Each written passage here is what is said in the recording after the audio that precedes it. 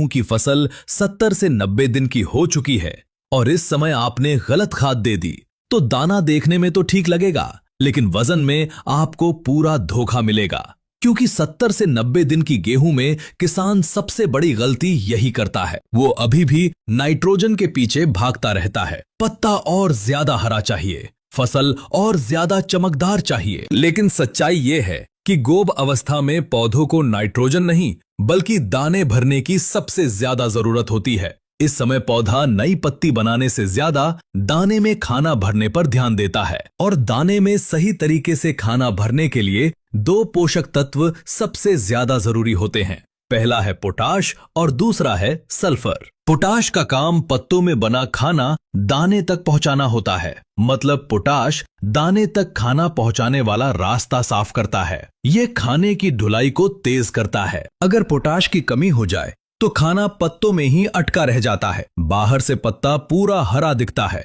फसल देखने में बहुत अच्छी लगती है, लेकिन अंदर दाना हल्का रह जाता है। इसीलिए कई किसान कहते हैं कि फसल तो बहुत अच्छी थी, फिर भी वजन नहीं बना। भाइयों, ऐसे मामलों में अक्सर असली वजह पोटाश की कमी ही होती है। अब दूसरी जरूरी बात सल्फर की।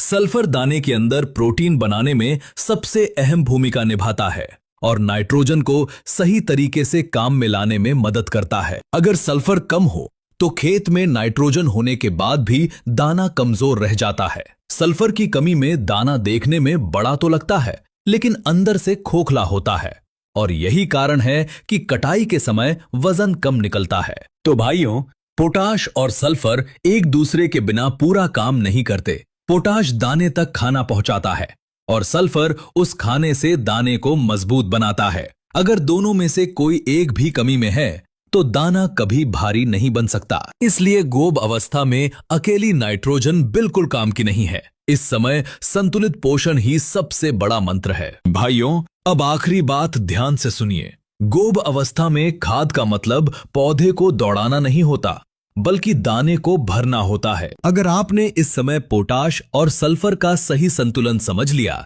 तो दाना अपने आप भारी बनेगा। लेकिन अगर इस समय भी आप सिर्फ हरी भरी फसल देखकर खुश हो गए तो मंडी में वजन आपको खुश नहीं करेगा। यही है गोब अवस्था का छुपा हुआ पोषण विज्ञान, जिसे समझ लिया तो पैदावार भी बढ़ेगी और तौल भी शानदार बनेगी। भाई, ये टाइम है यील्ड लॉक करने का। अब जो संभाल गया वही फायदा उठाएगा।